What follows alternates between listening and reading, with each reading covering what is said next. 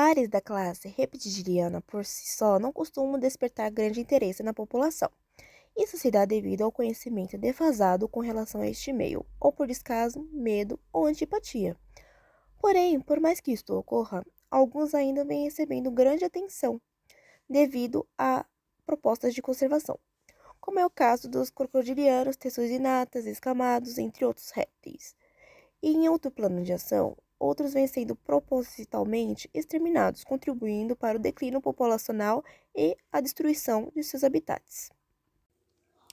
Os répteis estão em praticamente todos os ecossistemas do nosso planeta, com exceção dos polos. São quase 9.000 espécies conhecidas, e por serem ectotérmicos, são especialmente diversos e abundantes nas regiões mais quentes do país. Assim como a nossa maior biodiversidade é encontrada na Amazônia, cerca de 350 exemplares. A maioria só consegue sobreviver em um ou poucos ambientes distintos.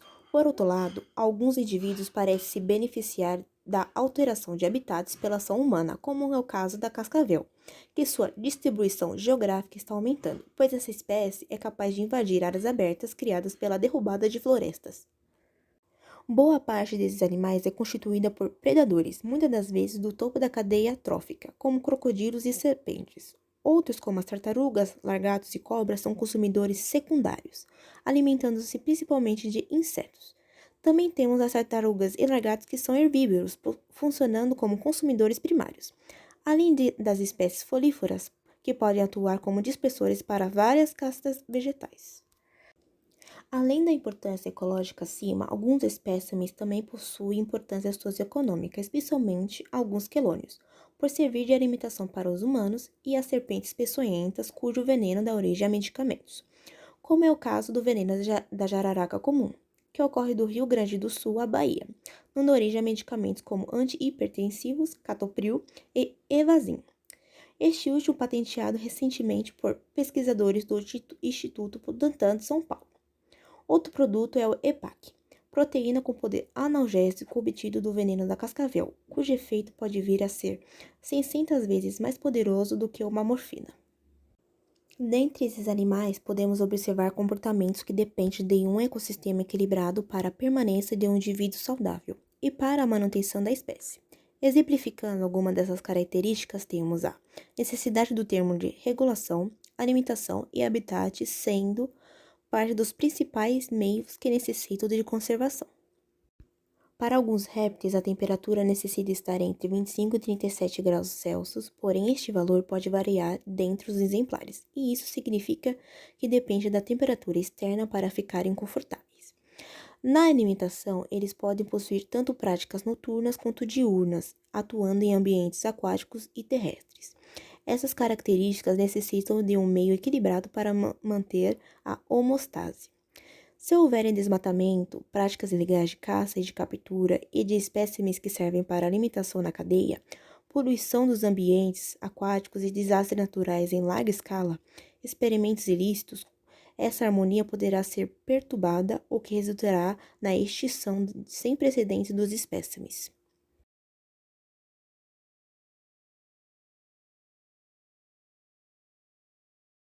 Boa noite, professora Maíra.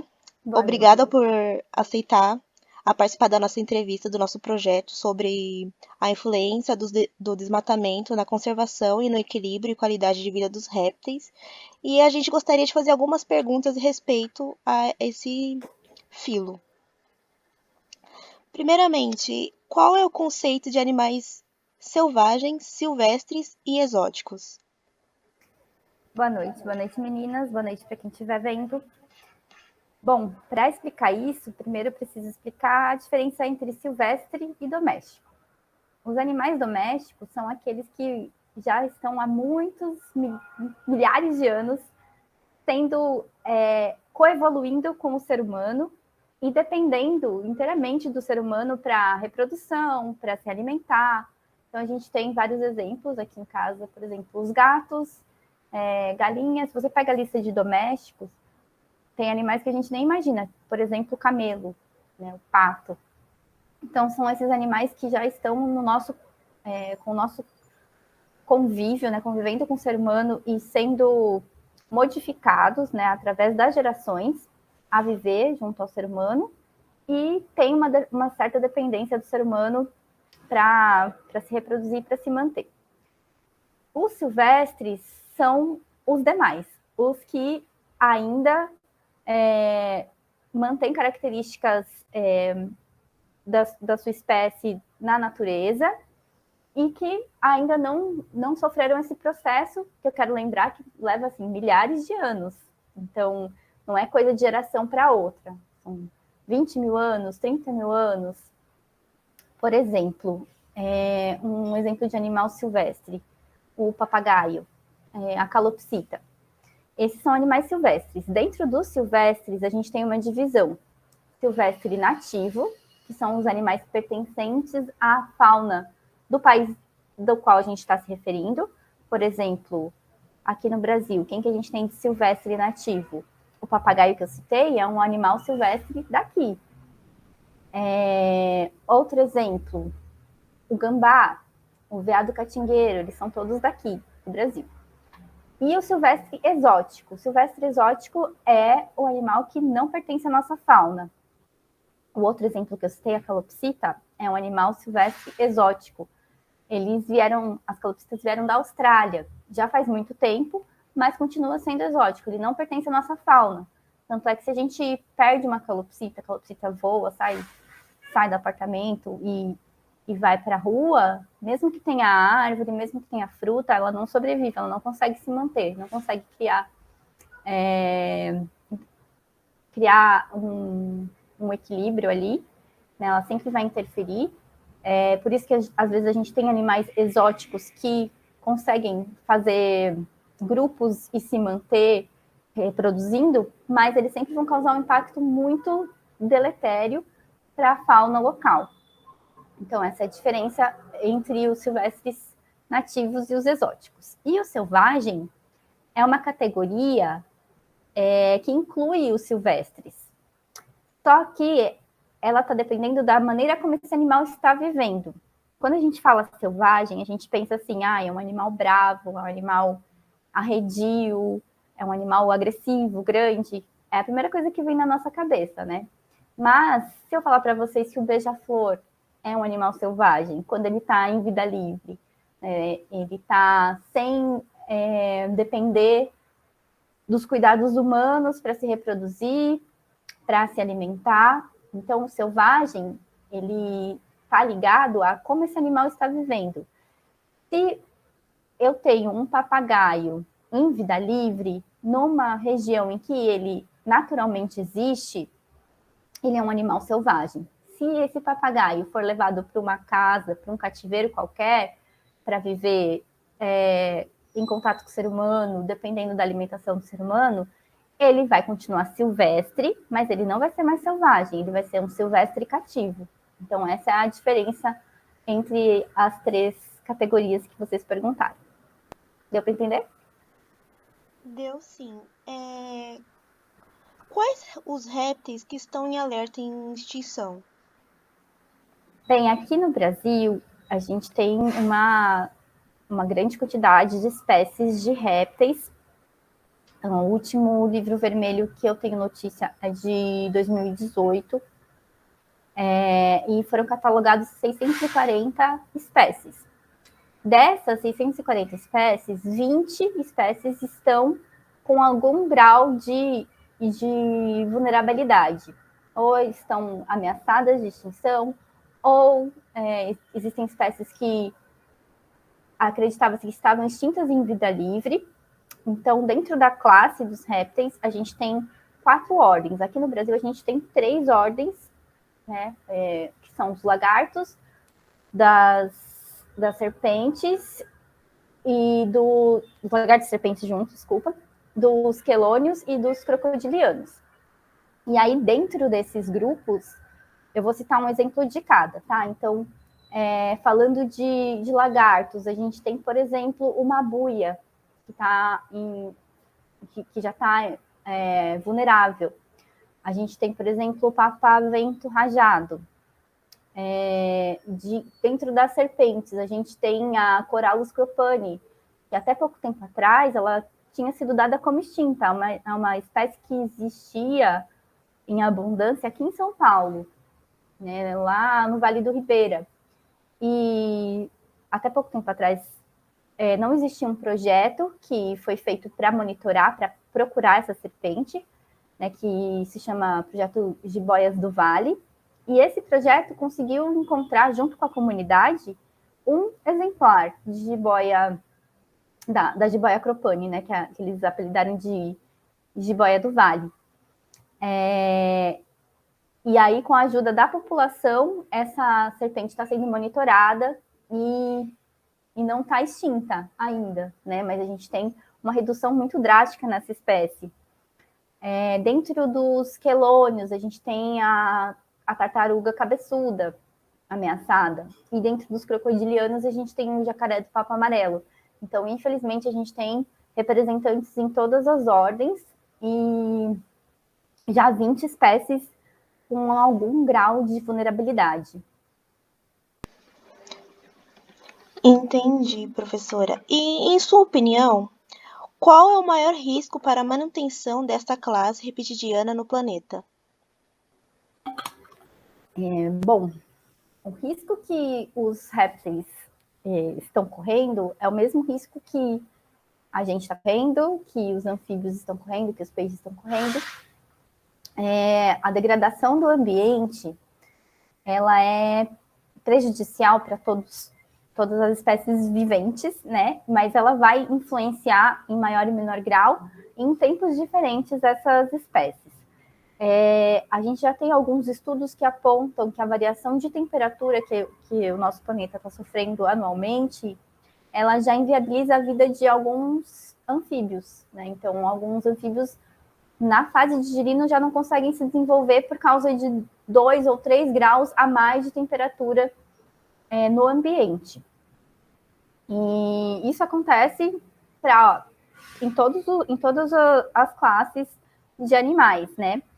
Então, a degradação do solo, a degradação, a poluição do ar, da água, a variação de temperatura, o desmatamento, né? A gente tem os territórios fragmentados, né? Antes a gente tinha uma área de mata preservada, grande, enorme, em que os animais conseguiam trocar seus genes, né, se reproduzir de uma maneira mais equilibrada.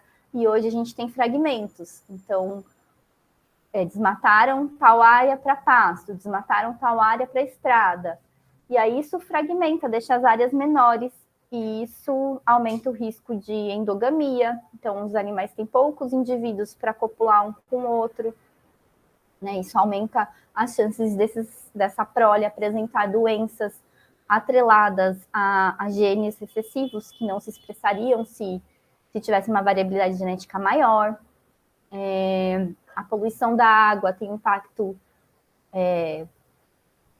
impressionante, né? Devastador sobre todas as formas de vida, mas sobretudo daquelas que estão na água, que dependem da água para se reproduzir, né? Então, anfíbios, os peixes, e aí isso vai afetando a cadeia toda, né? Porque se a gente tem, por exemplo, uma serpente que se alimenta de molusco e a gente tem um rio poluído e os moluscos começam a morrer, vai faltar alimento para essa serpente e essa serpente não vai ter um sucesso, não vai ter mais sucesso reprodutivo, não vai ter sucesso de manutenção, né? Então a gente tem que pensar como um organismo único e vivo, né? Esses são os principais impactos. Então, acho que a degradação de habitat, né, e poluição do solo, da água e do ar. E teria uma melhor forma de se lidar com essa manutenção? Teria, teria sim. Primeiro passo é aceitar, né? Então, aceitar que o caminho que a gente está escolhendo é um caminho sem volta, e um caminho que cedo ou tarde vai acabar com a nossa espécie também, né? A gente é muito dependente de achar que a tecnologia vai resolver todos os nossos problemas, mas a gente já viu que não é bem assim, né? E que se a gente não tiver os serviços ecossistêmicos mantidos, que são serviços que a gente não paga, né? Que são feitos pela própria natureza, né? Então, o ciclo das águas depende muito da floresta em pé, né? Ela depende de um solo que esteja saudável para captar as chuvas, depende dos oceanos, das algas. Então, a forma de pensar nisso, né, de tentar evitar, é entender o nosso impacto. E a gente tem que conseguir, na verdade, entender que o que eu faço na minha casa tem um impacto não só para as pessoas que convivem comigo, mas tem um impacto para os animais, para as plantas, né? Então, consumir de empresas que se preocupam com o ambiente, realmente se preocupam, não fazem aquela lavagem cerebral, né, para abater impostos, né, e trazem estratégias mirabolantes para problemas que elas mesmo criaram, né? Então, saber de quem você está comprando, apoiar pequeno produtor, agricultura familiar, comprar de pessoas que produzem em sistemas agroflorestais. Hoje em dia a gente tem disponível alguns institutos aqui em São Paulo que revendem produtos de pequeno produtor com preço justo. Então, apoiar essas iniciativas, né? Cuidar do nosso lixo, cuidar dos nossos resíduos, diminuir o consumo e destinar o que a gente produz para o local certo. Ah, não tem coleta seletiva no meu bairro, mas deve ter um posto de coleta, né, um posto físico de coleta. Separa o lixo, leva até lá, né? Então é meio que ação direta, se mexer e tentar diminuir esses impactos, né? E buscar pressionar quem manda, né? Quem pode decidir as coisas maiores, né, de maior impacto, pressionar para que a gente não tenha uma piora do quadro, porque a gente está correndo contra o tempo. Então, ser ativo e ter a consciência de que o que a gente está fazendo não está legal. Ok, Pro. Agora eu vou passar minha palavra para Gil. Gil? Oi, vamos lá? Então tá bom. Então, Maria, eu vou dar continuidade, vou prosseguir aqui para a pergunta 4, tá bom? A pergunta 4 é, por exemplo, assim: no caso de animais que necessitam ser cativos por algum motivo, a sua área de habitação ela foi destruída, aconteceu alguma mudança, alguma coisa que fez com que essa espécie acabasse nessa situação de estar recolhida do ambiente natural dela. Como é feita normalmente a captura desses animais? Bem, esses animais, eles são capturados de acordo com a espécie, de acordo com as suas defesas, né? O que a gente utiliza para capturar depende disso. Então, são utilizadas caixas plásticas, pulsar, para pegar, por exemplo, lagartos. As serpentes também podem ser alocadas em caixas plásticas com furos. Para lagartos, a gente também pode utilizar as luvas raspas de couro, o laço de lutz, dependendo do tamanho, cambão, crocodiliano, cambão, também cordas. As serpentes, a gente utiliza principalmente o laço de lutz e os tubos de contenção, né, que são cilindros, de preferência transparente, para a gente ver o que está acontecendo lá dentro, em que a serpente é conduzida com um gancho para entrar, o pinção, né, o gancho, o pinção, também são utilizados. E acho que eu falei de todos, são esses os principais. Pulsar, né, em menor grau. As toalhas também são bastante utilizadas. A gente pode utilizar a toalha para imobilizar um animal, mas nunca uma serpente, principalmente se ela for peçonhenta. Gancho, pinção, laço de lutz, tubos de contenção e cambão. Ah, entendi. Quando esses animais eles são capturados, como que funciona a defesa deles? Eles têm aquele mecanismo de defesa chamado tanatose? Como que eles se defendem do ser humano? A defesa também é a depender da espécie. A tanatose existe, é uma estratégia bem interessante, né? Que muitos animais, muitas classes podem apresentar, mas os répteis, eles são bem renomados nisso, né? Eles são ótimos atores.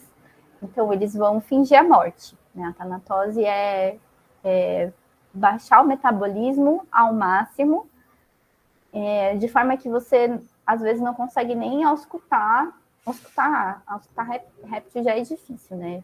Se você for falar de quelônios e serpentes. Mas eles baixam ao ponto de você não conseguir auscultar batimento cardíaco.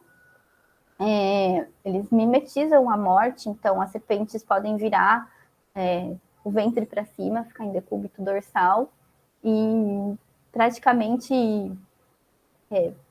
não, elas fingem de morta mesmo, ficam imóveis, e está descrito que alguns animais conseguem até exalar um odor pútrido, um odor como se fosse de defunto mesmo.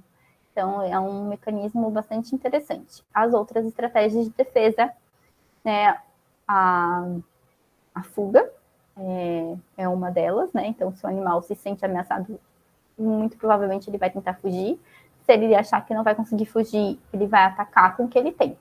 Então, para serpentes, a gente tem as presas, né? E aí a peçonha. Em último caso, elas vão se utilizar da peçonha para se defender.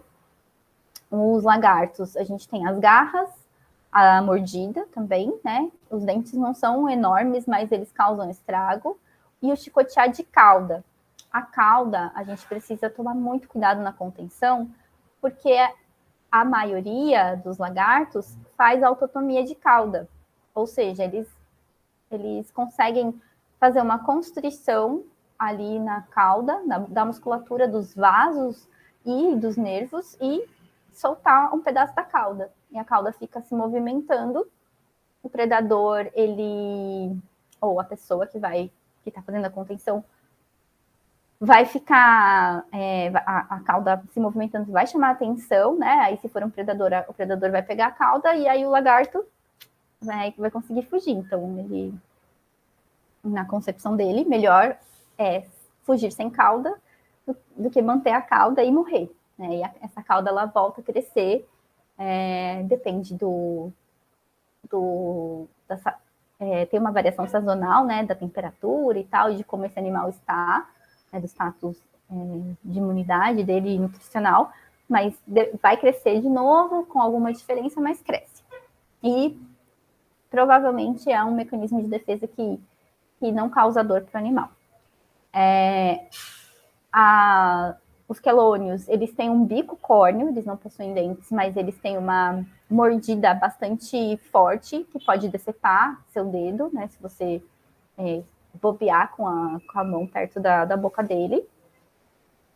Alguns são mais rápidos que outros, né? Se você fala do jabuti, ele é mais devagar, mas se você fala de um caga do pescoço de cobra ou de uma tartaruga mordedora, além da força, né, tem a agilidade desse animal, né? A tartaruga alguns quelônios têm o pescoço bastante comprido e móvel e podem ser mais ágeis, e aí precisa tomar cuidado redobrado. Eu esqueci de falar da contenção dos quelônios. A contenção dos quelônios é uma das mais simples dentro das ordens, né? A gente segura pelo casco mesmo e com a nossa mão distante da boca. Mas eles não oferecem grandes riscos, só precisa tomar cuidado com essa distância da mão com a boca. E os crocodilianos são os mais desafiadores, porque eles são robustos, ágeis, eles correm, eles mordem, né? Eles têm dentes enormes e eles chicoteiam a cauda. Então, eles mordem, rodam, né? E aí destroncam membros, dilaceram. Então, essas são as principais defesas. Ok. Quando a gente fala de contenção, a gente também tem aquela preocupação no que diz respeito à saúde do animal, porque é óbvio que essa prática ela estressa, ela pode trazer alguns comportamentos que podem ser reflexos desse estresse. Aí a gente gostaria de te perguntar, esse tipo de estresse pode causar a morte súbita do espécime? Não vou dizer que não pode, porque tudo pode na natureza. A biologia é incrível e bem, assim, a gente pode ter diferentes status sanitários desse animal, de saúde, né, mesmo, que podem levar a uma morte súbita. Porém, quando a gente pensa em répteis e compara com mamíferos, com aves, a gente tem uma ocorrência bem menor de morte súbita durante a contenção ou por estresse. Isso porque o metabolismo dos répteis é um metabolismo mais lento. O que acontece com o réptil hoje pode refletir daqui uma semana, daqui 2 semanas, daqui um mês. Então, eles têm um tempo diferente de metabolismo. Né? Então, não é igual a ave, que o metabolismo é super acelerado, ou um roedor, né? O metabolismo muito rápido, frequência cardíaca muito alta, frequência respiratória muito alta, a fisiologia, né? É tudo muito acelerado. Então, mesmo em aves, né, a gente tem uma falsa incidência de morte súbita grande, né, perto do que seria realmente morte súbita. Por quê? Porque a contenção mal feita, né, a contenção comprimindo o saco aéreo, comprimindo o pulmão, ou causando mesmo uma fratura, uma lesão, pode causar a morte do animal, e isso não pode ser tido como morte súbita, né? Mas existem condições debilitantes desse animal. Ele já tinha um problema pulmonar, ele já tinha uma hemorragia interna, e aí durante a contenção você pode agravar isso, que é a morte súbita, né? Como isso pode acontecer com os répteis também. O estresse é óbvio que eles vão sofrer, né? Principalmente se for um animal de vida livre que não está acostumado com manejo. E apesar deles não demonstrarem esse estresse da mesma forma que outros animais, né? Porque eles nem sempre vocalizam, né? A maioria, de pensar, a maioria dos répteis não vocaliza. Alguns répteis não têm pálpebra, né? Então, como é que você vai saber, né, que esse animal está incomodado? Então, a gente se beneficia da dúvida, né? Então, a gente fica com o benefício da dúvida. Então, todas as contenções têm que ser muito bem pensadas, evitando que o animal tenha dificuldade de respirar, tem que ser rápido,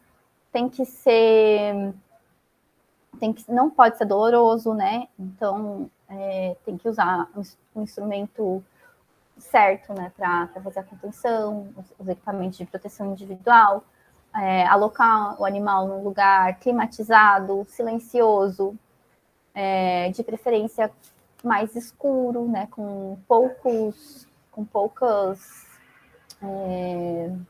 estímulos visuais, né, com poucos estímulos sonoros. Então, a gente precisa prezar pelo bem-estar dessa forma, né, não só porque existe a morte súbita, mas também porque esse estresse ele pode causar um problema nesse animal daqui a 2 semanas, né? Então a gente precisa pensar nisso também. Respondi, né? Sim, tudo certo. Passando agora para a última pergunta, mudando um pouquinho o direcionamento, falando de preservação, a gente percebe que muitas pessoas estão construindo casas cada vez mais próximas à habitação desses animais, né? Nessas áreas de habitação, como que a gente consegue lidar com essa aproximação entre nós e os répteis de uma forma mais saudável? A gente está tendo 2 eventos concomitantes na nossa área urbana. Então, o centro urbano está se expandindo, as pessoas estão realmente construindo em locais que eram mata, né, e sem muito preparo desse local. E outra coisa que está acontecendo é que, pela degradação das matas, né, do habitat natural desses animais, eles também estão vindo mais próximos da gente, em busca de alimento, em busca de água, né, em busca de abrigo. A gente tem muito, muito, muito conflito que poderia ser evitado. Eu trabalho num centro de reabilitação e a gente vê diariamente, não diariamente, semanalmente, conflitos entre pessoas e animais, simplesmente porque aquele animal está passando, usando o terreno que aquela pessoa está para fazer uma passagem ou para se alimentar de um ovo de ave que está numa árvore próxima à casa dela, né? Ou revirando lixo, infelizmente a gente também tem. E as pessoas se assustam, né? Elas nem sempre conhecem sobre a espécie. Se for serpente, então nem pensar, né? É muito, muito difícil a gente quebrar o preconceito das pessoas com serpentes, porque é vista como uma espécie que vai te matar, que vai te comer vivo, que vai te causar algum dano. E as pessoas, lógico, se preocupam com seus animais, com as pessoas que convivem, enfim. Então, é uma forma da gente diminuir esse estrago, porque é um estrago grande. Uma vez que um animal vai para um centro de reabilitação, ele pode sofrer muito ali dentro e não sair mais, né? A gente tem muita coisa que pode acontecer nesse processo, desde da captura, né? Esse animal pode se ferir irreversivelmente, ele pode perder um membro, né? E isso vai dificultar a retomada da vida livre para ele. Enfim, ele pode ficar estressado a ponto de ter algum problema por causa de algum parasita que já vivia no corpo dele, né, e ele lidava bem com isso, mas aí quando esse equilíbrio foi alterado, ele começou a sofrer e pode morrer por causa disso. Então, a chave, eu acho que é conhecimento, espalhar conhecimento, explicar para as pessoas sobre as espécies, sobre a importância das espécies e sobre a importância de conviver. Então, a gente vai ter cada vez mais esse tipo de conflito. A gente vai ter cada vez mais animais silvestres aparecendo nas residências, né? Gambá, carcará. Quando eu era criança, eu não via carcará andando, carcará voando na moca, por exemplo. Hoje em dia a gente vê carcará voando na moca. Gambá, né? Atrás de lixo, atrás de comida. Então, a gente vai ter esses conflitos. E então, a gente precisa conversar, espalhar, difundir conhecimento, fazer as pessoas terem empatia e entenderem que esses animais são muito importantes e precisam estar protegidos, né? Então, viu lá uma iguana no seu telhado, antes de chamar o resgate para remoção, um bombeiro, né? Você pode esperar que ela passe, simplesmente. Ver se ela não está correndo risco, né? Se ela não estiver perto de travessia de carro ou perto de cães, né, que possam machucá-la, né? Proteja aquele animal, veja se ela consegue simplesmente passar, estar ali, passar e não te causar nenhum dano para isso. A gente tem um atendimento via WhatsApp da Prefeitura de São Paulo, né, da Secretaria do Verde e do Meio Ambiente, em que a gente tem profissionais habilitados, né, veterinários e biólogos, a orientar as pessoas sobre esses eventos. Então, viu lá um animal que você não conhece, né? Uma serpente, será que ela é peçonhenta ou não? Eu posso tirar uma foto, fazer um vídeo e enviar para esse atendimento, explicar a situação e, se for necessário realmente a remoção desse animal, pedir o resgate desse animal, né? Mas isso precisa ser avaliado de uma maneira muito criteriosa, porque, como eu disse, vai sempre aumentar esse convívio, a gente vai cada vez mais cruzar os nossos caminhos com esses animais. Se a gente não aprender a protegê-los, a gente corre o risco de levá-los à extinção, e aí, como eu disse, as espécies dependem uma das outras e a gente vai cada vez mais se afundar nessa onda de problemas, né, criados por nós mesmos. Infelizmente, tem muita disseminação de informação com relação aos répteis, né? E informações que são erradas. Aí a pessoa acaba criando aquele paradigma de que é cobra, é venenosa, vou morrer, e não acaba não se importando em pensar que impacto vai ter se, por exemplo, ela matar aquela cobra. O que pode acontecer? Entendeu? As pessoas não costumam pensar a longo prazo, para pensar em conservar, para pensar em, como você disse, buscar ajuda de órgãos responsáveis para ver se remove, para ver se deixa, para saber se é venenosa, se não é, então é realmente uma coisa bem complicada. Isso dá um gancho aqui para uma outra pergunta. Entre essas duas partes aí que a gente comentou, nós como seres humanos e as espécies reptilianas, o que a gente pode fazer para evitar acidente entre essas duas partes, além de procurar informação? Manter uma distância segura, muito importante. Se você não sabe qual é a distância segura, fique o mais longe que você conseguir, mas para acalmar os ânimos, quando a gente pensa, por exemplo, numa serpente, uma distância segura é mais ou menos 2 vezes o tamanho dela. Que se ela for te dar um bote, é mais ou menos isso que ela vai projetar o corpo para te alcançar.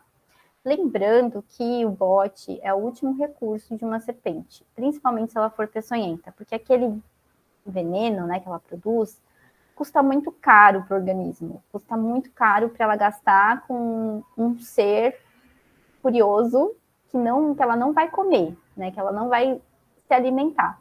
Então, ela produz aquilo realmente para gastar com a sua sobrevivência.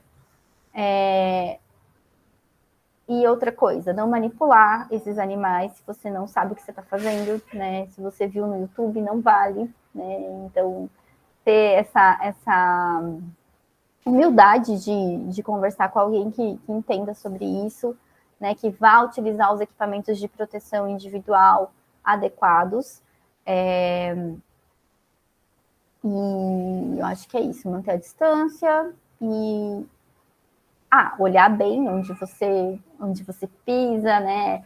Existem espécies de serpentes que são fossoriais, ou seja, elas vivem debaixo de folhas, sob a terra, às vezes, em tocas.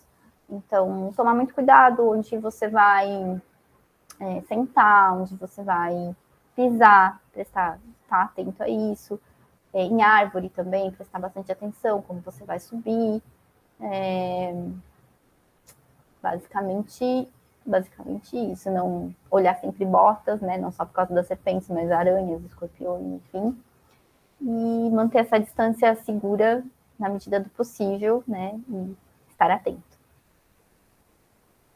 Com o avanço que a gente vê que com o avanço da população, migrando cada vez mais para as áreas verdes, naturais, a criação de estradas,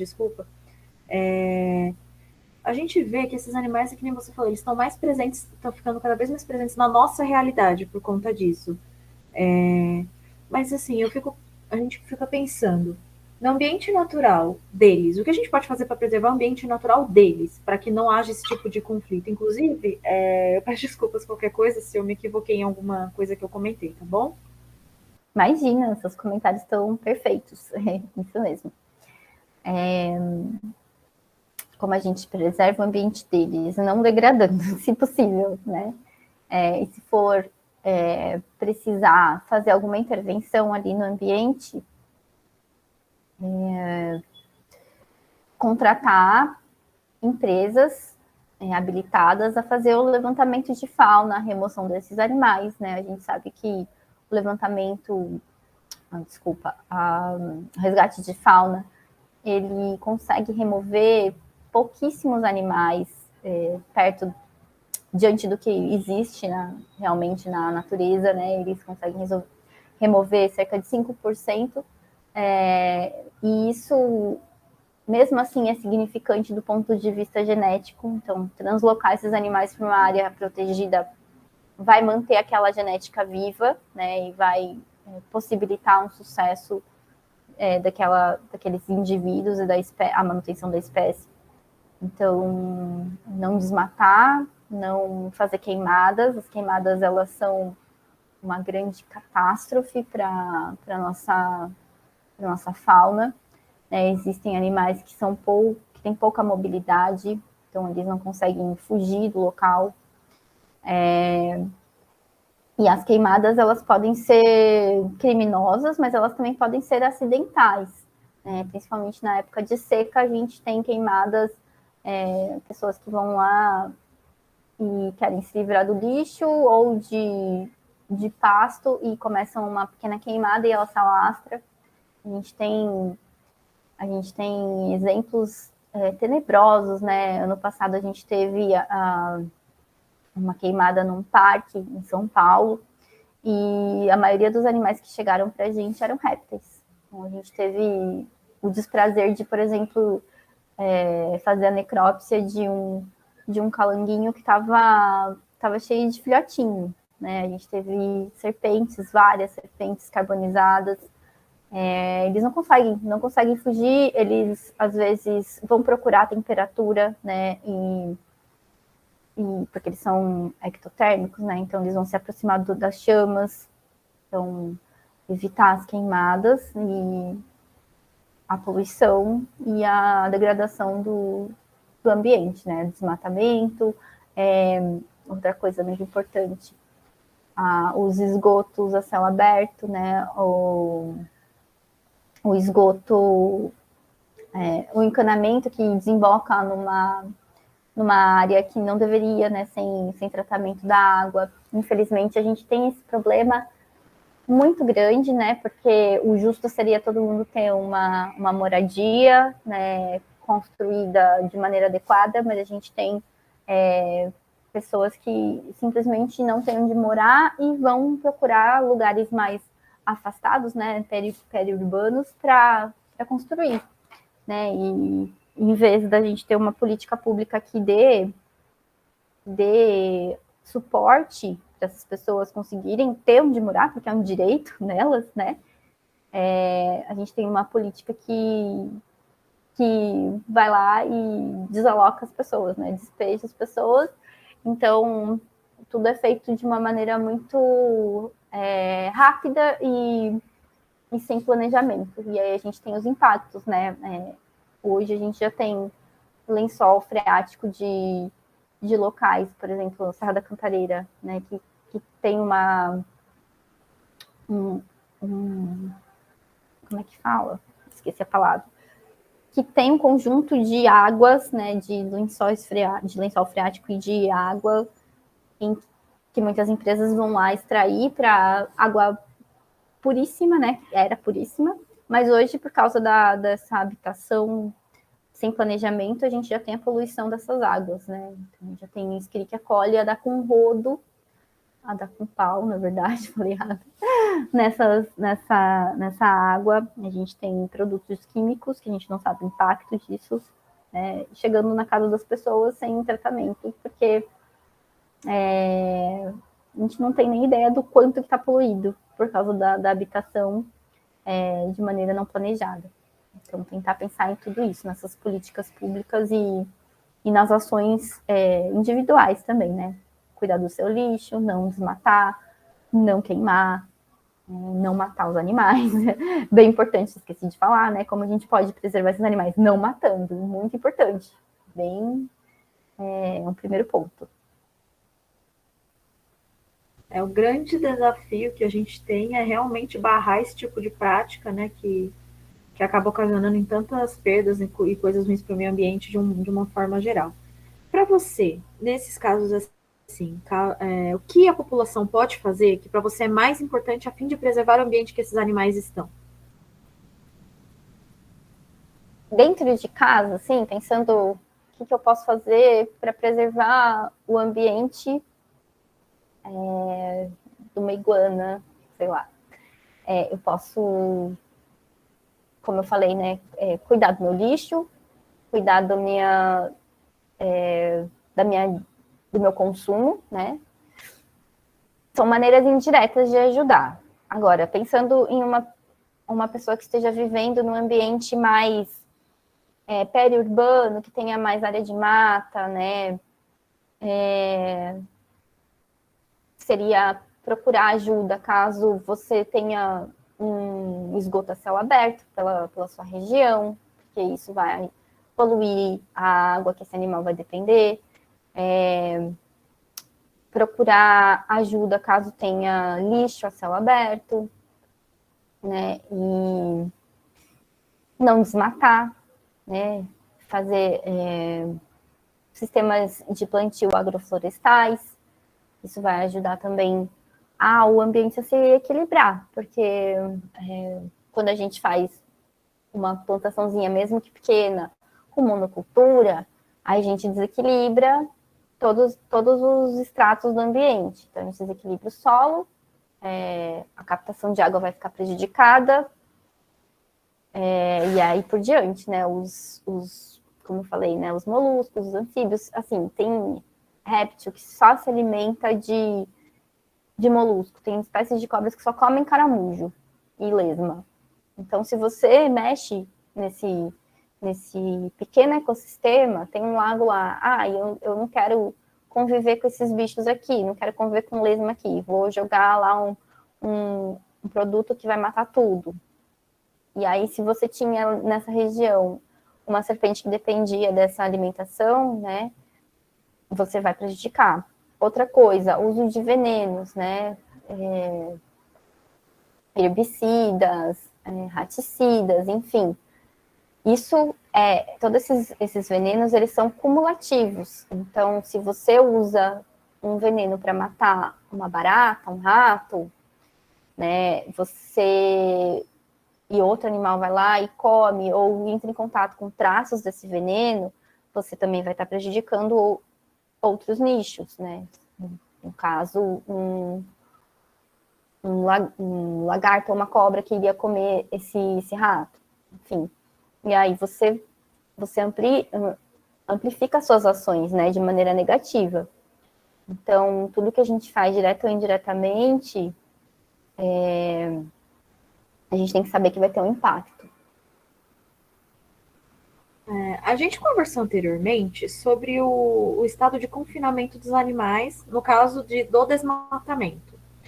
Uma outra pergunta que a gente tem que refere-se a isso é, por exemplo, assim, hoje a gente vê que tem muitos estudos acontecendo com répteis, principalmente com veneno, né, das serpentes.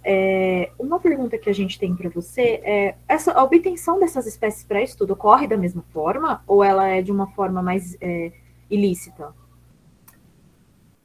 Bom, a gente tem a biopirataria em todos os setores, né?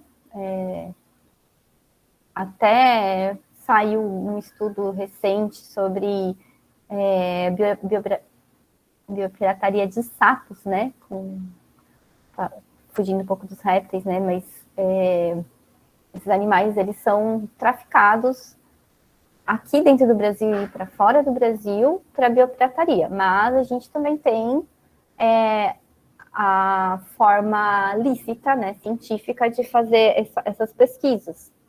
Agora, esses animais que vão para a pesquisa, eles podem ter 3 fontes principais, né? Ou eles são extraídos do seu ambiente natural, com uma licença para isso, né, para fins de pesquisa. Então, vivia lá a vidinha dele, a jararaquilhoa vivia na ilha, tranquilamente, e aí ela foi extraída para ir para o Butantan para se fazer pesquisa. Isso hoje em dia acontece com mais restrição por causa dos comitês de ética, mas até pouco tempo atrás isso era um oba-oba, né? As pessoas que queriam pesquisar simplesmente conseguiam uma licença, as regras eram mais frouxas e conseguiam a licença de coleta desses animais, né? Outra forma de parar num lugar de pesquisa é através de entrega voluntária ou de apreensões, né? Então, um animal que estava sendo criado de maneira ilegal e aí foi entregue para um desses lugares, né, de pesquisa. Eu dei o exemplo do Butantan, que é o que a gente mais tem aqui em São Paulo, né? É o destino mais comum. Ou então ocorreu uma apreensão, esse animal estava sendo criado de maneira ilegal e aí ele foi destinado a um lugar desse, né? Na melhor das hipóteses, um animal que é apreendido, ele vai para um centro de reabilitação e é devolvido, mas algumas coisas podem impedir que isso aconteça. Ele pode não ter mais a capacidade de viver em vida livre, e aí ele pode ser destinado à pesquisa. E a terceira é nascer em cativeiro. Então, animais que vieram desses outros dois possíveis locais, né, ou de vida livre mesmo, ou de vida livre coletado, ou então de entrega ou apreensão, e aí ficaram em cativeiro, copularam, e aí tiveram a prole.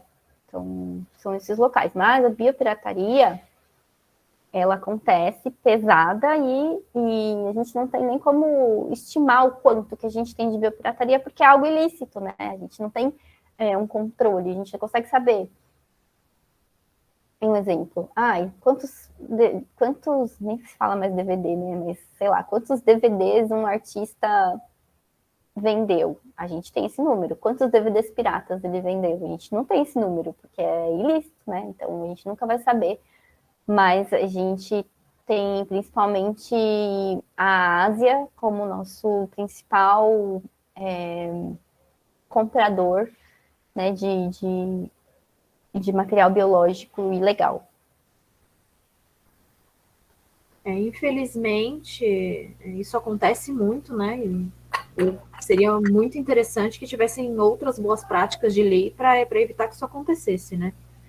Nesses 3 casos que você pontuou para estudo, o espécime ele sofre, no geral, eles podem sofrer alguma variedade, tanto no comportamento, ou pode acontecer algum estresse, alguma coisa, por eles estarem fora do ambiente nativo deles, principalmente naqueles que foram para lá, que saíram do meio natural e foram parar nos laboratórios, por exemplo. Com certeza. Principalmente por falta de... tem alguns pontos, né? Não vou falar o que é o principal, mas falta de estudo relacionado à espécie e relacionado aos répteis como um todo, ainda é muito difícil você achar material de estudo sobre dor, por exemplo, em répteis, sobre como eles percebem as sensações, né? A gente sabe que eles são seres sencientes, a gente tem esse conhecimento hoje, Glória, né? Foi bastante difícil comprovar isso para répteis, para todos os vertebrados, hoje já é comprovado, mas ainda faltam estudos de como eles interpretam o meio, né? Então, não é porque um animal está ali no recinto dele parado, comendo, que ele está bem. A gente não tem como afirmar isso. A gente tem outros parâmetros para saber da saúde, do bem-estar, por exemplo, a alimentação, né? Né? Se ele estivesse alimentando, ganhando peso, crescendo, trocando de pele, com a pele brilhante, isso é um bom ponto. Se ele estivesse reproduzindo, também é um ponto positivo, né? Que indica algum grau de bem-estar. Mas o quanto aquele ambiente restritivo vai afetar a vida dele, essa medida a gente não tem como dizer, né? A gente não tem como saber como que vai afetar, né? Se ele vai se sentir pouco estimulado, porque geralmente eles ficam os animais para pesquisa, né? Eles ficam em caixas plásticas com poucos recursos ali, falando de serpente, eles ficam, às vezes tem lá um tronquinho, um cano para elas apoiarem, aí vai ter comida de acordo com a espécie, com o espaçamento de tempo de acordo com a espécie, né? Cada 10 dias, cada 15 dias, né? Alguns menos. São ambientes geralmente muito controlados e pouco interessantes. Então, a gente não consegue, a gente deveria conseguir, né, mas não consegue mimetizar o ambiente natural, né? O que se faz é oferecer luz UVA, UVB, né, a temperatura adequada, umidade adequada, de acordo com o que a gente tem de estudo sobre a espécie. Mas dizer que o animal está 100% em bem-estar no cativeiro é impossível. Nenhum cativeiro isso é possível, né? Porque a gente sempre vai ter um ambiente alterado e restrito. Eu respondi tudo? Sim, respondeu perfeitamente. Muito obrigada. Agora eu vou passar a palavra para a Júlia. Ela vai fazer mais algumas perguntas para você, tudo bem? Tudo bem. Ok. Oi, Maíra, boa noite. Boa noite. Vou dar continuidade às perguntas, tá? Uhum.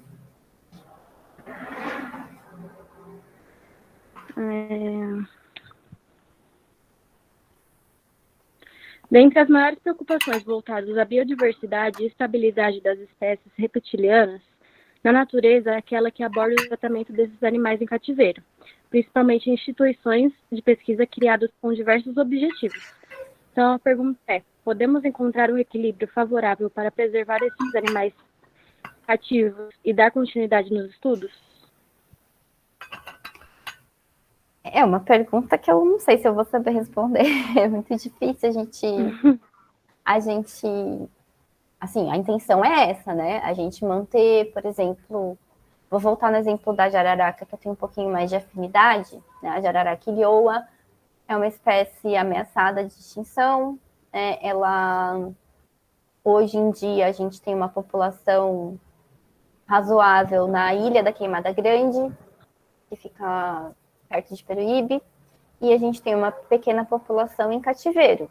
Essa população de cativeiro, lá no Butantã, ela vai funcionar como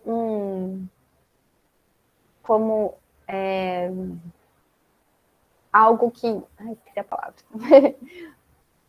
Como um backup, digamos assim, né? Tipo, a gente tem uns indivíduos ali, né? Caso aconteça alguma coisa, uma catástrofe, algum crime ambiental na ilha, a gente tem alguns indivíduos ali ainda. A gente pode tentar trabalhar em programas de conservação, de reprodução, para restabelecer a espécie.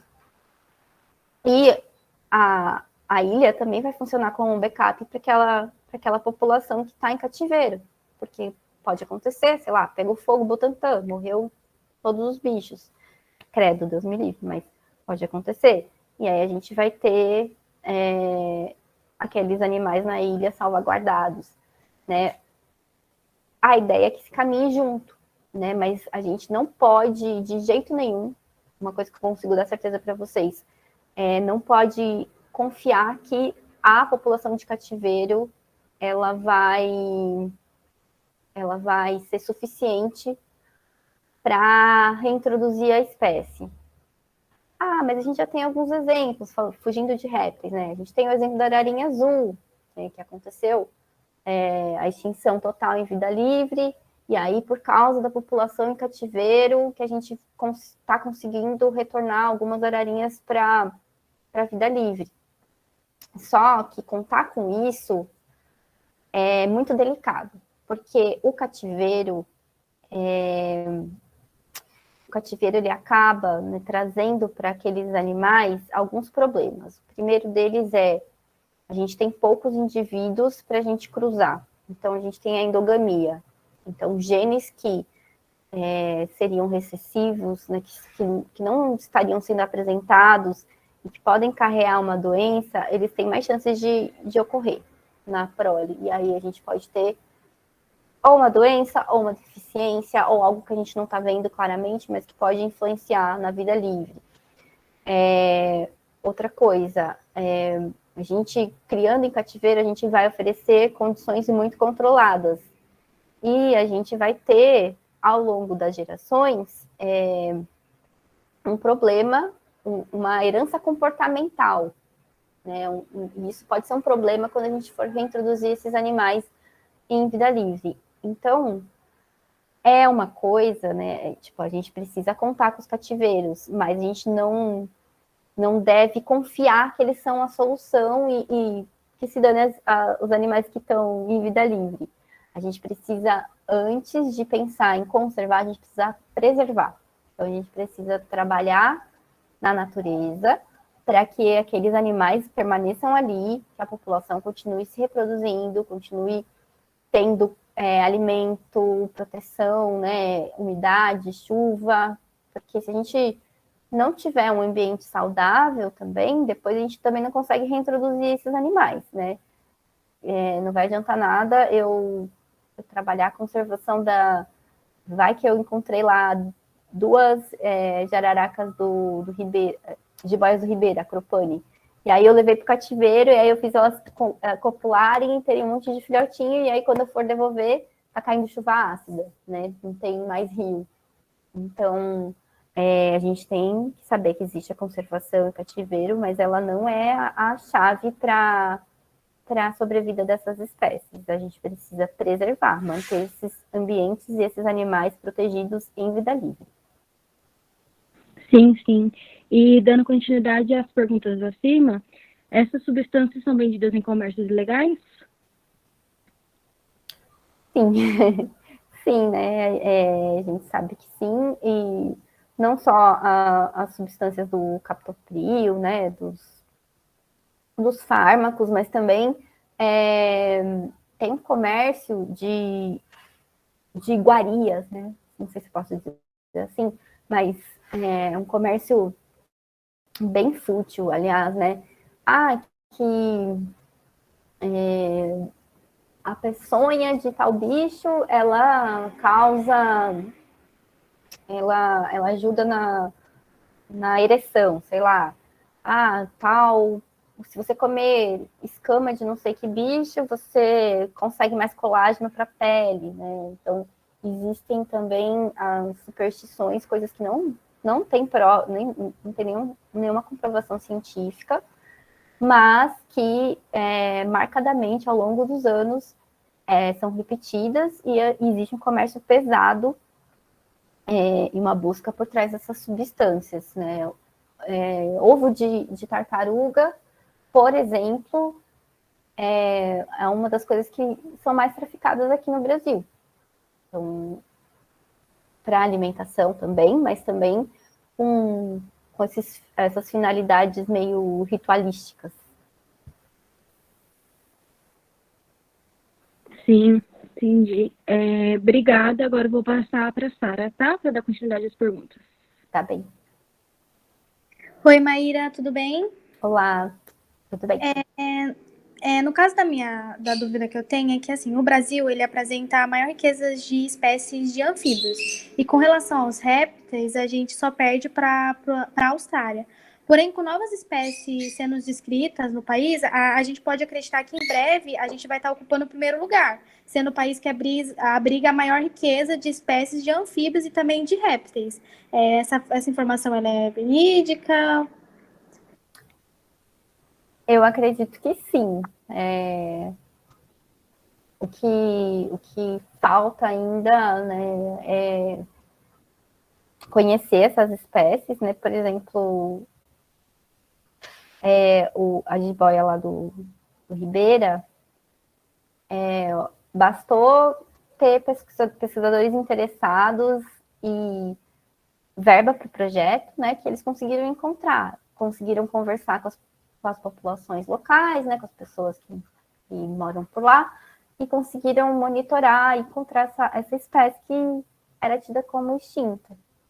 Então, a gente tem um potencial, a gente tem um território gigantesco, né, e a verba de pesquisa é sempre escassa, mas, assim, não tenho como afirmar, dizer com certeza, não, a gente tem mais que a Austrália, mas muita coisa ainda está por ser descoberta no Brasil por falta de investimento na pesquisa mesmo e porque nosso território é gigantesco.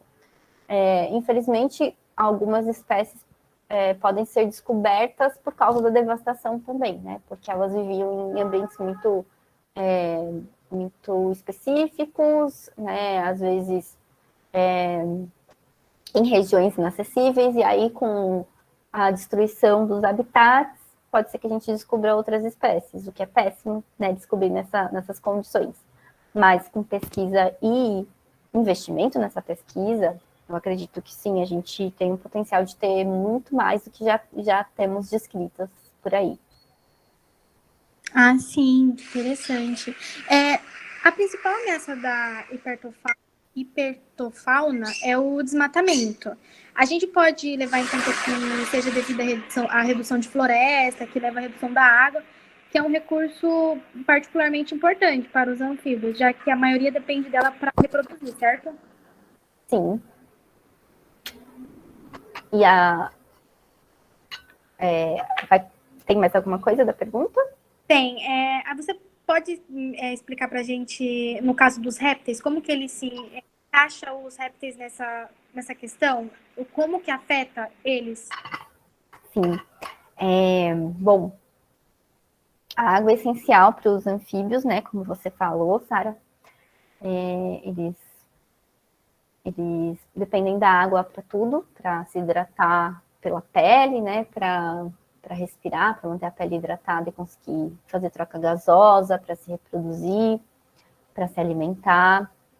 E a água precisa estar com uma qualidade boa, porque qualquer variação na água, né, seja quanto à poluição, quanto à temperatura, vai prejudicar o desenvolvimento desses animais. Falando dos répteis, eles têm algumas espécies precisam da água, né, como os cágados e as tartarugas. Tem parte do ciclo na água, na parte da oviposição, para algumas espécies, mas essencialmente eles precisam, muitas vezes, se alimentar dos produtos, né, do que aquela água vai nutrir. Então, eles precisam da água porque eles se alimentam de plantas, ou se alimentam de anfíbios, ou se alimentam de moluscos, ou se alimentam de peixes. Então, a água é essencial para todos os tipos de vida. Falando do desmatamento, o que acontece também é que algumas espécies são extremamente territorialistas. E aí, quando você tem uma área que é devastada, esses animais, eles não têm grande mobilidade. Então, eles ficam. Eu acompanhei alguns resgates de fauna, e aí quando ia devastar uma área, né, a gente via que alguns lagartos, eles não saíam do local. Eles tentavam se esconder ali, e aí vinha trator, e vinha retroescavadeira, e o bicho não queria sair, porque ele é extremamente territorialista. E aí, a partir daí, se você não estiver lá para remover, o que é um trabalho, assim, impossível de você conseguir remover todos os animais de uma área que você vai devastar. A gente estima que mais ou menos 5% que a gente consegue remover num resgate de fauna bem feito, né, em todas as etapas. Mas se você não estiver ali para remover, aquele animal vai morrer. Então, o desmatamento afeta dessa forma também, né? Aqueles animais não têm grande mobilidade e eles tendem a voltar para aquela área. E aí eles voltam para a área devastada, mesmo se você retirar, eles tendem a voltar e não vão encontrar recursos. E aí eles também não vão ter sucesso, né? Vão acabar morrendo também. Então é assim que as principais formas de impacto por causa do desmatamento e da poluição das águas. Ah, entendi. Obrigada, Maíra. Eu vou passar a palavra agora para a Raquel, que ela tem algumas dúvidas também. Obrigadão. Obrigada. Oi, boa noite, Mayra. Boa noite. Você pode falar um pouco sobre a importância ecológica dos répteis? Bom, importância ecológica é difícil a gente destacar, assim, qual que é a importância de tal espécie, né, de tal grupo, porque uma classe ou um grupo, né, ele está interligado na outra. Então, a importância principal é participar desse ecossistema. Mas se a gente quiser algo mais palpável, a gente pode pensar assim, controle de parasitas, por exemplo. Né? A gente tem visto aumentar a população de mosquitos, né, em São Paulo, por exemplo, e a gente já viu os efeitos disso. Né? A gente, faz alguns anos, viveu a febre amarela. Isso pode ter relação com as catástrofes e os crimes ambientais? Alguns estudos apontam que sim, que sempre que existe um crime ambiental, Mariana, Brumadinho, né, devastação de território do rio, né, perda de todos os níveis das cadeias, né, a gente perdeu o peixe, perdeu o anfíbio, perdeu tudo, e a gente perdeu o anfíbio e répteis, que são exemplos de animais que se alimentam de mosquito, de larvas, né? Então, larvas de mosca. Então, isso pode gerar um desequilíbrio importante. E aí a gente vê o impacto, né, algum tempo depois, com um surto de febre amarela, por exemplo. Então, a importância ecológica dos répteis é essa, né? Participar desses ciclos. Eu dei o exemplo do mosquito, mas controle de outros animais, né? Controle de outras populações, controle de roedores, controle de moluscos, enfim, está dentro da cadeia. Então, não é uma coisa isolada. A gente precisa de todos eles. A gente precisa... Às vezes a gente fala assim, mas quem precisa de mosquito? A gente não sabe, né? A gente não sabe o que... Quer dizer, a gente sabe algumas coisas, mas, como eu falei, a gente só vai ter realmente noção do impacto quando a gente perde aquela espécie. Então, essa importância ecológica é participar do ecossistema. Sim, toda espécie é importante, né? Além da importância ecológica, várias espécies possuem também uma importância socioeconômica. Os quelônios, eles servem de alimentação humana. As serpentes, cujo veneno dá origem a medicamentos, diante dessa importância econômica, essas espécies correm algum tipo de risco de extinção? Eu acho que sempre que a gente coloca algo como produto, a gente já condena esse produto a ter um problema, e se esse produto é um animal ou uma planta, a gente condena ao risco de extinção. Vou explicar melhor. As comunidades locais utilizam-se dos ovos de tartaruga para alimentação, ou da carne da tartaruga, ou do sebo da tartaruga. Dentro de uma comunidade, isso anos e anos fazendo essa utilização, dentro de uma pequena comunidade, o impacto disso é mínimo, porque geralmente quem está convivendo com esses animais vai saber a época de reprodução, vai saber que não pode capturar esses animais em época de reprodução, nem quando ele é filhote demais, né, para a gente conseguir manter as taxas reprodutivas. Então, quem está ali naquela comunidade, fazendo uso daqueles animais, né, dos ovos desses animais, já entende a dinâmica populacional. O problema é quando o resto do mundo quer aproveitar daquilo, né, e coloca na cabeça que não é muito importante, porque se eu comer isso, eu vou acabar com o meu colesterol, ou se eu comer isso, eu vou viver 100 anos, ou nunca mais vou ser impotente, né? Aí você coloca aquilo como um superalimento, algo que vai mudar a vida da pessoa. A pessoa vai lá e come biscoito, toma Coca-Cola, mas se ela tiver... O problema não é esse, o problema é que ela não está comendo o ovo da tartaruga, né? Ela tem uma vida, um ritmo de vida totalmente devastador para o organismo dela, e ela acha que ela aposta as fichas dela num superalimento, como, por exemplo, aconteceu com a quinoa, né? E aí, quando você coloca isso para uma população mundial, né? A comunidade quilombola tem melhores taxas de pressão arterial porque eles consomem tal alimento vindo da tartaruga. E aí todo mundo fica, nossa, eu também quero. Daí isso vira um superalimento e a exploração, ela perde o controle. Então, o que acontece? Começam a ter necessidade de criar esses animais em cativeiro para atender uma demanda. E aí muitas pessoas acham isso ótimo, porque, afinal, isso vai gerar renda. Só que a renda nunca é revertida para quem precisa realmente, né? A gente sabe disso.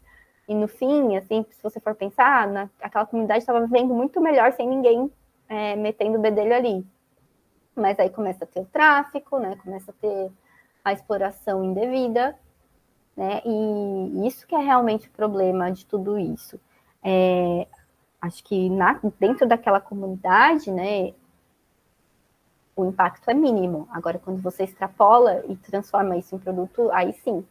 Sobre a utilização das substâncias biológicas para medicação, isso é uma opinião, né, em particular. Isso não é uma verdade absoluta. Eu sou contra a utilização, né? Eu acho que nenhum animal tem que ser utilizado. Eu sei que isso entra em questões, né, de que pessoas precisam daquilo, mas eu acredito que a gente não tem esse direito de utilizar a peçonha da serpente para controlar a hipertensão, por exemplo. Um exemplo mais restrito, assim, né? Porque, né, se a gente pensa assim, a gente coloca a nossa espécie acima das outras. Eu acredito que as espécies, elas têm igual valor e não deveriam ser exploradas. Mas isso é a minha opinião, tá, gente? E eu também acredito que existem outras formas da gente controlar, né, de melhorar a saúde, né, de controlar a pressão, mudanças de hábitos, mudanças de consumo. E eu acho que é muito arrogante da nossa parte criar as doenças e esperar que a ciência resolva, né? Às vezes não dá tempo. A gente viveu uma pandemia aí que muita gente mesmo morreu porque a ciência não conseguiu resolver a tempo, porque era impossível criar uma vacina a tempo, né? Mas isso de sempre encontrar uma solução explorando um animal ou explorando uma pessoa, eu acho que não é por aí. Então, por isso que eu não concordo.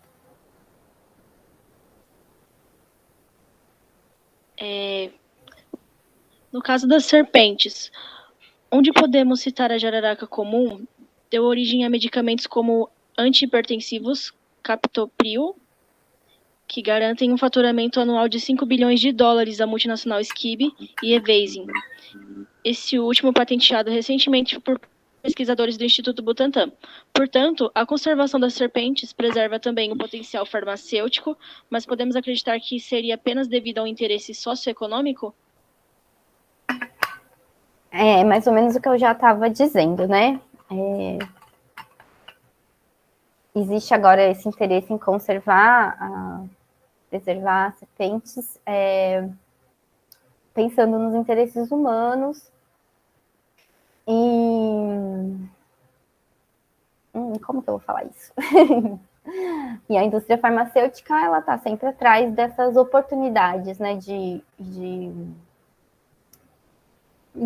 tentar lucrar em cima de doenças que às vezes a gente mesmo que criou, né? Como, por exemplo, consumo de ultraprocessado, né? Essa semana saiu um estudo sobre consumo de ultraprocessado, a frutose presente nesses alimentos, que vai levar a uma esteatose, uma cirrose, né? Um processo parecido com uma cirrose de alcoolismo, né? E isso porque você come manteiga e bolacha e toma refrigerante.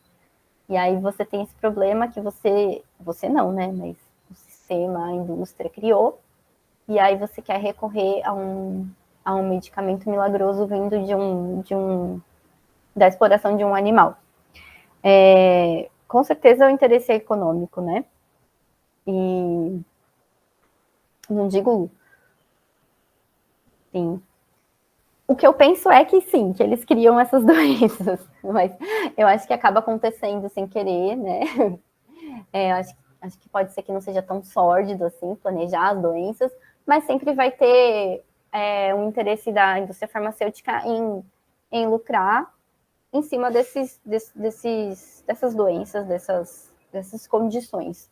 Então, eu acho que a conservação da jararaca, ela esbarra, ela tem um forte apelo da indústria farmacêutica, sim, né? E o que eu lamento é que a gente precise sempre tirar proveito de uma espécie para reconhecer o valor dela. Então, acho que isso é lamentável, acho que isso faz a gente voltar 10 casas na evolução espiritual. Mas, de novo, isso é minha opinião. Não dependo desses medicamentos, né? Não sei como seria se eu tivesse alguém da minha família que dependesse, né? Se isso me afetaria de uma forma diferente, mas eu acredito que existem outras coisas para a gente explorar, né? As plantas, a medicina preventiva, né? Então, acho que é muito importante a gente frisar que a ciência não tem obrigação de resolver os problemas que a gente criou. E às vezes não dá tempo. Entendi. Muito obrigada pelas suas respostas. Eu vou passar a palavra para a Gil rapidinho, tá? Tá bem. Mayra, muito obrigada pela sua participação, tá bom? Nos desculpe qualquer coisa, a gente ficou muito feliz de ter você aqui hoje, esclarecendo essas questões para a gente. E a gente espera futuramente a gente poder trabalhar junto de novo, tá bom? A gente adorou muito a sua presença aqui. Obrigada, viu? Não sei se as meninas querem pontuar mais alguma coisa, alguém quer pontuar alguma coisa. Acredito. Não? Acho que não. Eu que agradeço, meninas. Obrigada pela paciência. Eu sei que eu falo bastante. Não sei se ficou confuso alguma coisa, mas fico disponível qualquer informação que tenha faltado, né, que tenha ficado estranha aí. Lembrar que eu ainda estou me recuperando da Covid, por isso as coisas ficam meio nebulosas, estou cansada, assim. Mas espero que ajude o trabalho de vocês e a gente se vê por aí, né? A gente entende. Muito obrigada mesmo, viu? Obrigada.